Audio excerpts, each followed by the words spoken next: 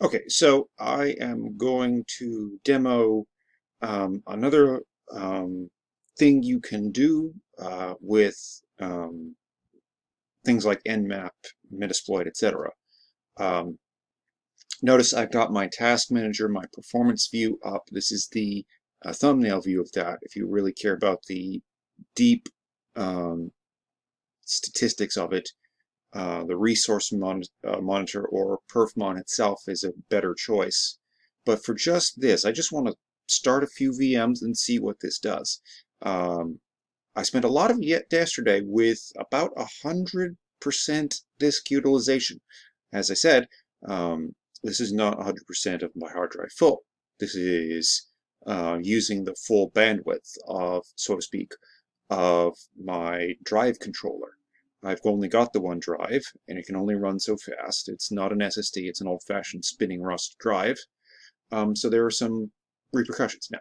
I'm going to be doing the work with my Kali image and my Metaspoitable image, Kali as my aggressor, so to speak, Metaspoitable as my target. But because they're both set up for DHCP and set into the LAN segment that I created, I'm also going to have to I'm going to have to fire up my infrastructure server first. So that will be infrastructure server. Now, as I open each of these, I'm going to commit more and more memory. Every one of these tabs that you have open in the console view is another set of lock files that VMware, the hypervisor, is maintaining. So I'm going to power this one up. And let me see, do that. That doesn't really show us a whole lot. Actually, let me do this a little bit better. So there's that, and while that's thinking, I'm going to go for Kali and fire it up. Boom. And now I'm at a 94% utilization. Now, it doesn't help, of course, that I'm recording all of this. So that is many, many, many different processes running at the same time. Now, notice that the VMware asked me whether I would like to upgrade Metaspoitable to 15. It was probably created with VMware 14 or 13 or something like that. I'd have to do the research. It might improve things if I did that. I'm not going to worry about that right now. I can see my Kali image coming up. Now, one thing I am not going to do, because I don't need it to do that, is actually log in to my infrastructure server. I'm actually going to wait for all these things to come up. So let me resize this. Okay, so my infrastructure server is coming up. SSH is up. The network manager is up.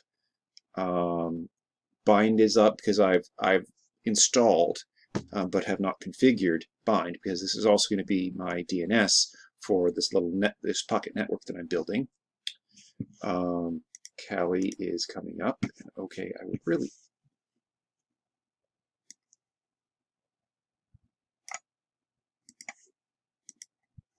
Okay, that is going to get annoying if it's going to resize itself every single time. Oh, good grief. Just do what I say. And you can see that it is, I'm subtly committing more and more of my memory. I could probably help that a little bit by closing some browser tabs. And notice I just released a gig of memory because I had 2 and only 2 Chrome tabs open. So Metaspoitable is coming up. Kali is coming up. The Debian server is coming up. Like I said, one of the other things I changed after I left this yesterday was to change the length of the DHCP lease from 10 minutes to an hour. That is still a ridiculously short lease window for these kinds of systems. In the real world, you would want that stated in terms of days. So you'd have to do the math. Okay, how many seconds are in one day? I did 3,600 seconds, which is 1 hour. with a maximum lease time of 7,200 seconds, which is 2 hours. Obviously, that is 12 times shorter than it needs to be for even a one-day lease. About the only time you would want a 1 hour lease was with guest Wi-Fi. If you have users who are sitting in a coffee shop or walking into or out of your place of business, tying into your guest Wi-Fi, if you give them their IP address for an hour, if they're still in there in 30 minutes, they'll renew. If they're in your building for 10, 15, 20 minutes, they walk away. The client never renews the lease. That binding goes away, and that's one more IP address you can give away to the next person who walks in the door.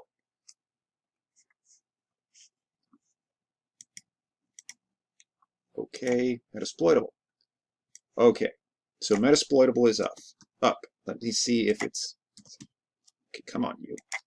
msfadmin, enter.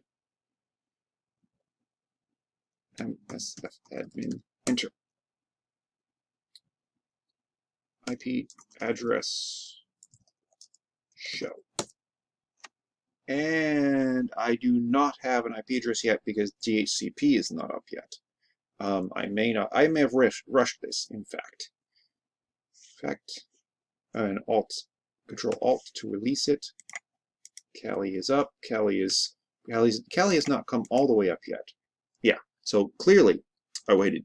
I was not nearly patient enough with my infrastructure server. Should have given it much more time to come up. Now, the good news is, as soon as my infrastructure server is up, I can reboot these two other VMs and we'll be ready to go. So there's that. We will resume this when all three of my systems are up and happy.